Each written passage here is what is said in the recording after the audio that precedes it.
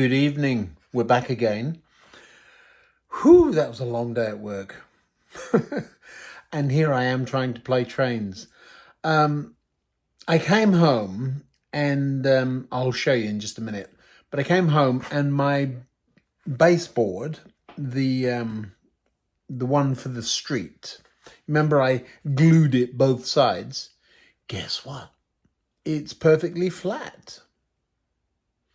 But, come on, I'll show you. This is a paw print. I told you if they stood on it, it would get interesting. So I think that must be Sparky. He was upstairs licking his paw. But the much bigger problem is that's the underside, and I can live with that. And it was lying on the floor. Well, it was standing up, and it must have fallen down, and then he stood on it. In a way, this surface is ideal. All I'm going to do is stick some cobblestones to it. But look what happened the other side. It stuck to the floor, so the glue must not have been set. It got me thinking. Here I am trying to just move some of these things out of the way. Here I am trying to cobble together some of this stuff with some of this stuff to make a baseboard. See, it kind of works, but there's no real advantage. This stuff is very easy to work. It's very light. It's ideal for making rolling hills and so on. But when you've got a piece that's only this big, so it's only, what is that? Total of 3 feet long and about 6 inches wide at the most. With no straight edges, difficult to glue stuff in and won't stay flat. And then you put something on top of it that's won't stay flat. It is flat, but you see even there, look, even though it is flat, there's still, it's flat-ish. So, why don't I start again? Whee! The other side of it, which is not at all frustrating actually, it was fun trying, was how on earth do you keep foam core flat? I had some. I've used it in a few places, but it's just not a material that is working well for me. It's lovely to work with when it stays flat. Now then, let's have a look and see. I'll take that, let me turn my soldering arm on, and I'll take that connection off, and we'll power up each of these shops just so we can have a quick look. But it got me thinking, these things are as delicate as all get out, and you saw me the other night gluing the rails back in because I picked it up, turned it over and put my thumb on the rail and broke it. So there I've had to glue it again. It's the second or third time I've done that. I'm just a clumsy oaf when it comes to that sort of thing. So how are we going to stop that? And then it's only got to fall down, bang, and we'll be in trouble again. So having it standing on something that's rickety isn't my best plan. So what are we going to do instead? Hold that thought. I have quite a bit of this stuff laying around, just offcuts of wood. I'm much better at wood than I am most other things, so why don't I build a wooden frame that works? Now, just to add insult to injury, my retaining wall, lovely curve in it. I put all those blocks on it, and I came down today, there's scuff marks on it, and the blocks are missing. So the dogs weren't misbehaving, but apparently they've had their way with my floor today. So I've got 3 thickness wall there, but look at this. You see how easy it would stick onto that wood and be perfectly straight. and I don't have any problems then. Nice straight edge. So that's the plan. I'm going to throw this on the floor also. We'll use it, but so what I'm going to do is find a couple of bits of ply and make a wooden sandwich. Now, assuming this were ply, this is just a piece of foam I'm working on, but assuming that were it, and I haven't thrown the other out, it's just on the floor, and I'll use it as a template for wood. What if, when we light this, and now we've lit this, and the street lights, and, the whole thing is just one blob. You lose the versatility. But if I were to glue this onto the ply, or whatever it is, and all the wiring then goes in the sandwich. So this is how thick the sandwich would be, piece of ply, or hardboard or whatever. There's a lovely space in the middle.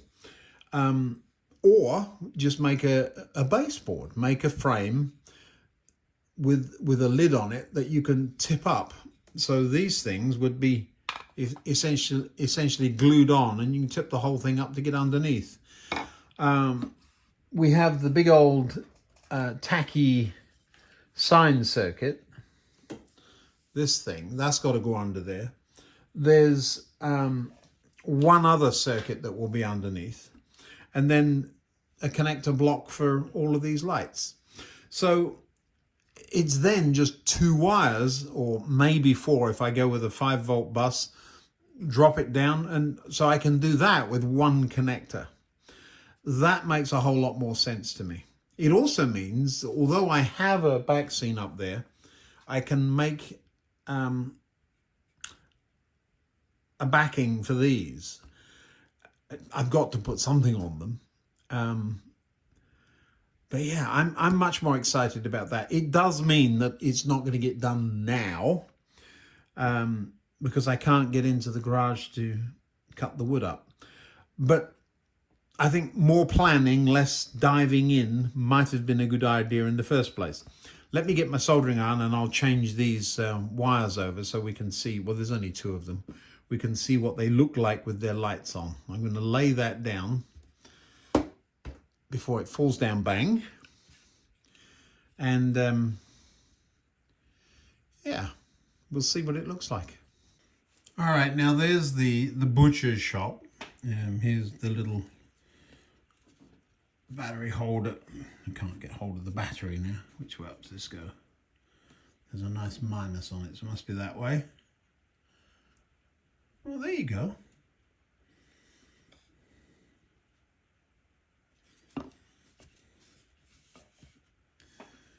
I think that looks rather nice.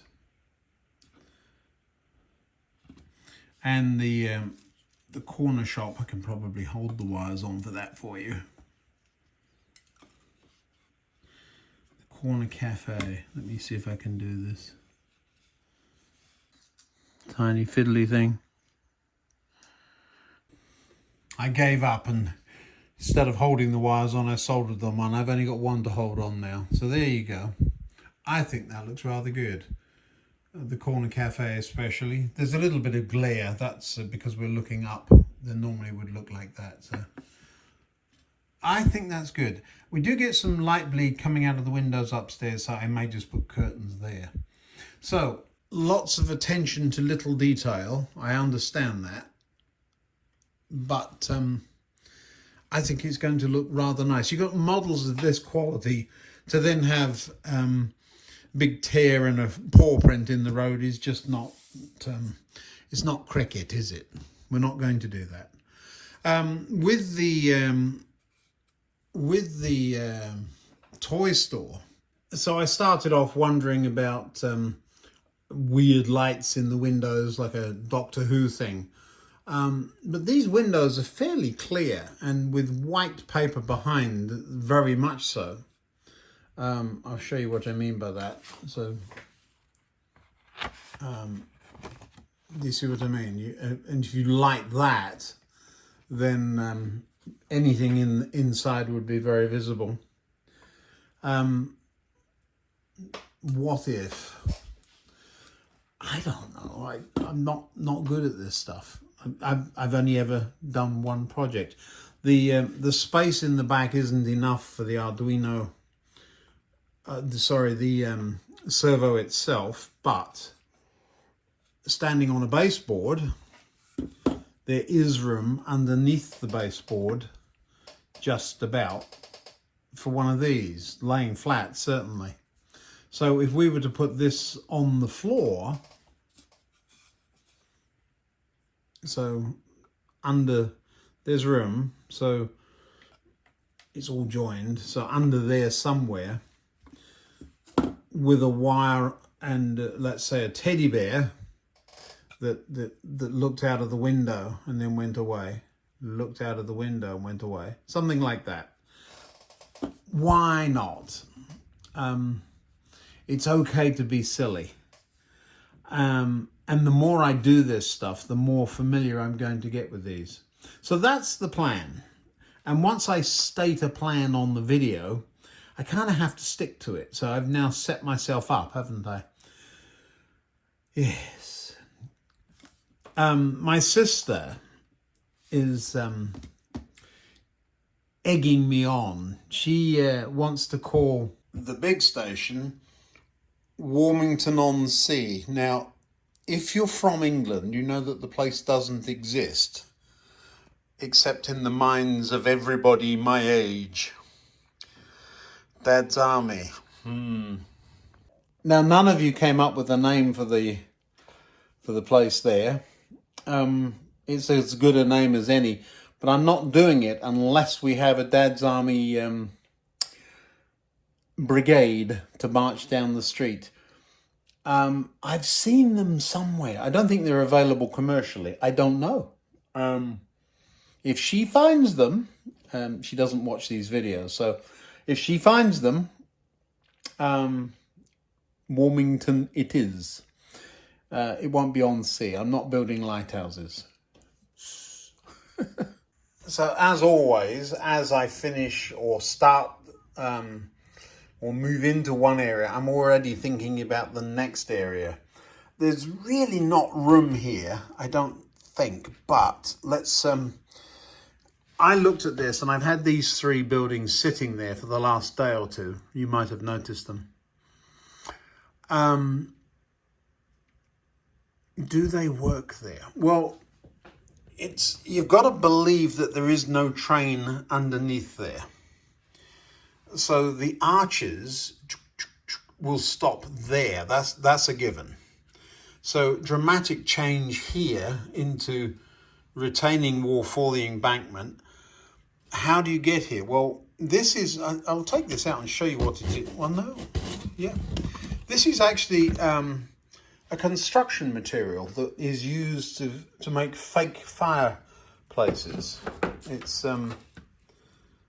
foam back and it comes in great big sheets, and that's one brick. And I saw this in the skip or the dumpster and cut a piece off and shoved it in there. It's been there forever. Doesn't quite fit with anything, but nevertheless, that's what's there.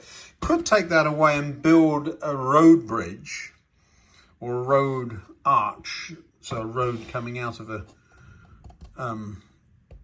underpass there.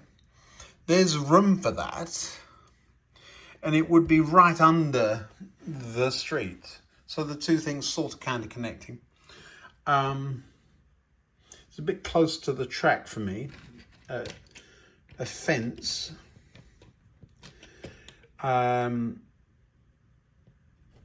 So I think we might get away with it, you know.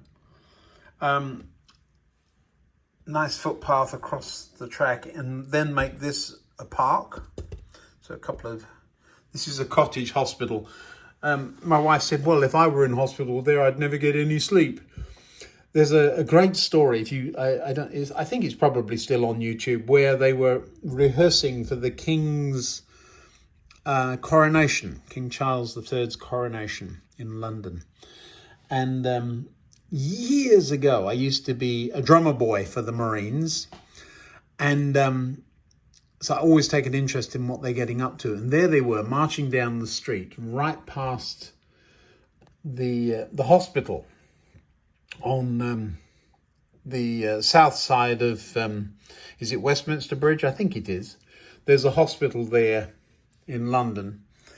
And 2 o'clock in the morning, there they are, bashing drums, blowing trumpets and marching past. I'd have loved it, but you'd have thought they wouldn't do that. Practically, if you put a retaining wall behind the buildings there, and we don't exceed the roof line, so we cut it to meet the roof line, but still block things in behind there, it sort of kind of gets believable. Certainly, let me justify the pub. Let me knock the pub over. This is what I worry about with these things. There is a pub in London with the train running right over the top. They took the top story off the pub to allow it to happen. There's one there in Borough Market, isn't there, that does that as well. That I can live with. The bookshop, they shove those things in anywhere you can find them. The hospital's a bit of a stretch, so we'd move it forward just a tad. I think we can get away with it. I really do. Everything's a compromise on a railway, you know that. And then we disappear the trains there. It kind of helps me. And try and integrate, so a little crossing here, park here. This is really, that's a piece of bark, really, from a tree that fell on the house. I saved a piece, glued it on, put a bit of scatter on. It looks all right. Looks like a rock. It really is bark off of a tree. So I think, let me get that piece of card out of there without knocking anything else over. I think we can do that. I'm going to leave them there for a few more days to have a little think. We'll see what I come up with. It would all have to move down that way a bit to allow... Well, no, because we'd change this out. So that's the street, the lower street. Because it's so late and because I've only got half an hour at the very most down here tonight, I've been fiddling around with those CV values and so on. I didn't want to... you may hear thunder in the background. There's a big old storm going on outside. That's what was distracting me there. I didn't want to bore you with any more of that, but the results are really good. So I'm going to show you how that works.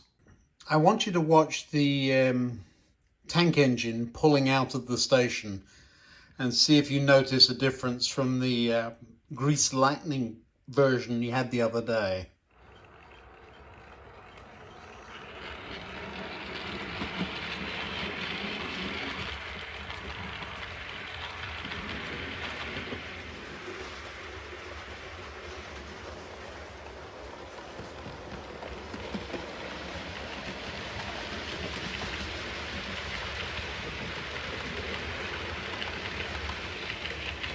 Now, it's not that it's going slowly or that there aren't other trains running. The point here is that the acceleration and deceleration and the braking and all of that good stuff really makes a difference. That's the maximum speed I've allowed that to go at. Now, it's going to have to stop in just a second, so we'll watch that happen. You see that? It just slows to a stop. Now it's got to stop there because in front of it, the other train is right there. So there would be a signal there. Now once that Battle of Britain is cleared, the point will change and now this will take off again. Look how slowly it does that.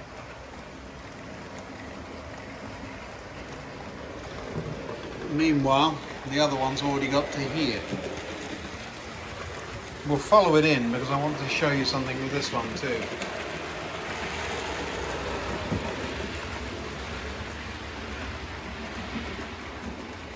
So it's slowing much better and creeping along. You see that it's still moving and stops there. Now I haven't yet had it pull further forward than that, but it is certainly much better than it was. It seems like a semi-sane speed that it's coming through the station out there too.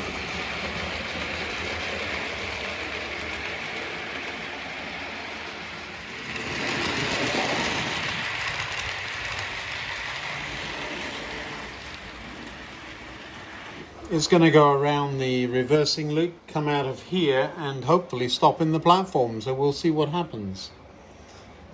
Now all of this has taken several hours. I've only got one locomotive still to do and the rest are done.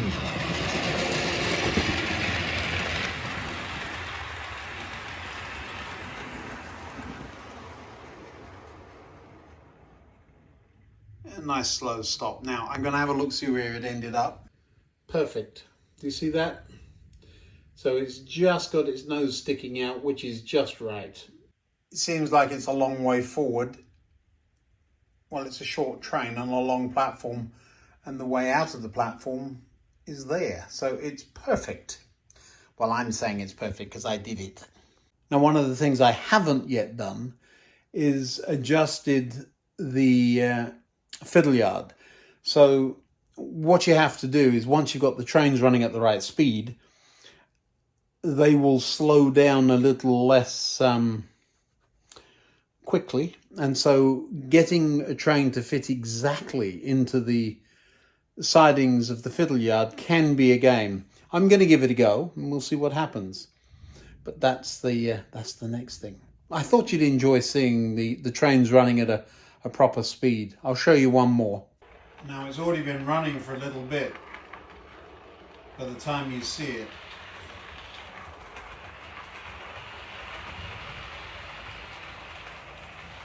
Much more sensible speed. There's another little trick going on in the background there, that as the you see that? There's another train pulling up into the space that one was occupying. That's a very simple programming thing. You just tell the train to occupy a track that's already got a train in it, and then when the train takes off, the one behind will replace it. So it's like a long line with space for 3 trains, and you have each one is a siding and a fiddle yard, and as the first one moves up, the one behind just takes its place automatically, which is kind of nice. Now the ability to trust the computer to do all of that stuff is not quite so simple. That's still decelerating rather rapidly and then moving up to where it's supposed to be.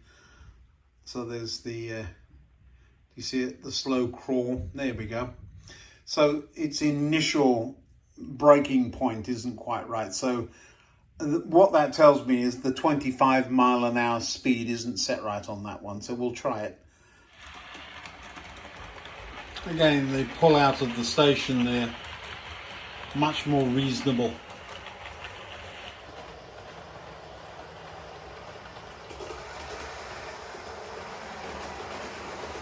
This being my first Hellion locomotive, I'm actually quite impressed with it.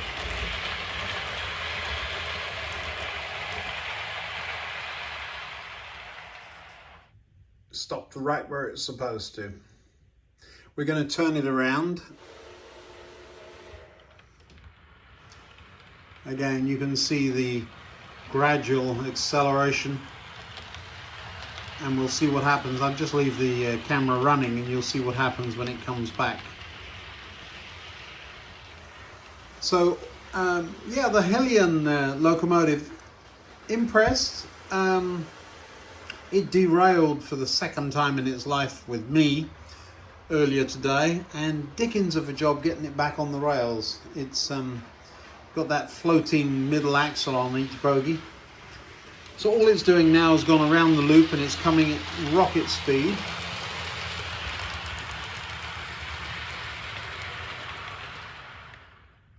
Little fast on the and now moves up. So we've got to get that initial sorted out. The final bit, it's got the entrance right and the final bit right. It's just got to getting from full speed to slow speed. But yeah, I'm very happy with this. The only one we haven't done is the Class 40 over there.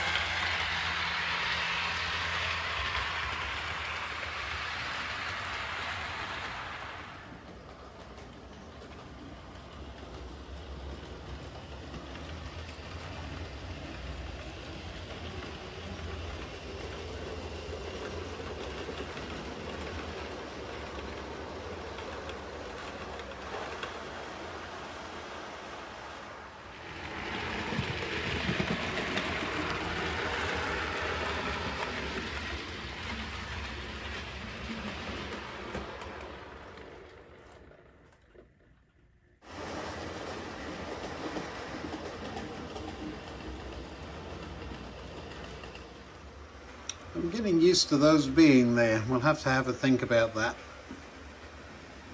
Interesting thought. I mean, I can live with or without them there. Here comes the Cum Martin boat train. Let's see what it does.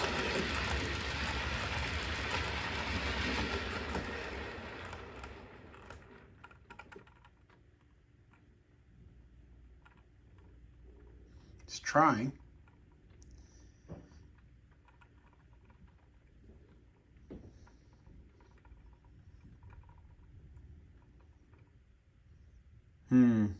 Need another that much.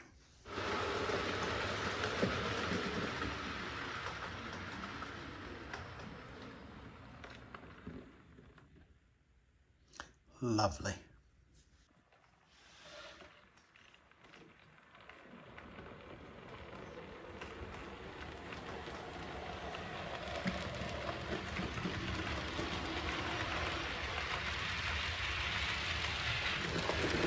And it does reach quite a clip. I mean, that's not massively fast, but it's fast enough.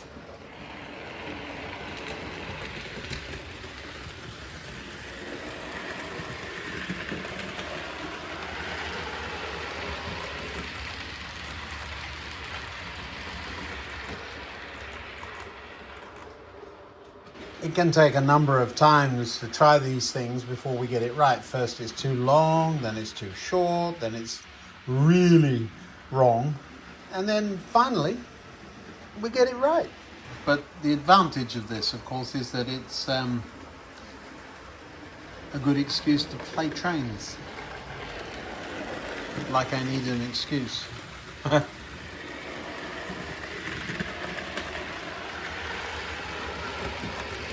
Interested in where the rear carriage is stopping. Oh, see, now you're showing off. Look, see? Now we're going to have a look, see where the other end is. So we've got the cab of the locomotive right by the end of the platform.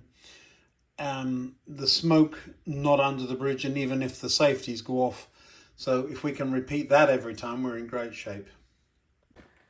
And again, very proud of the slow take-up. It's very linear is the only thing. It could be a little less straight line, but yeah, good.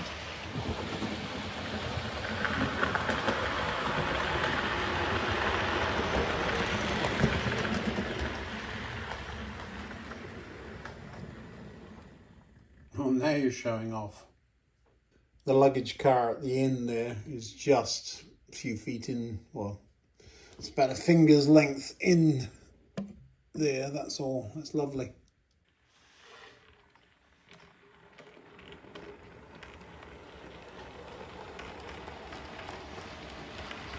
It's obviously a boat train. It's got a buffet and a luggage car.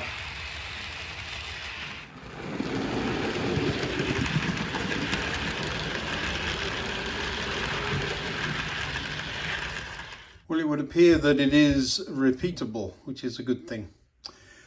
Right, well, my bedtime.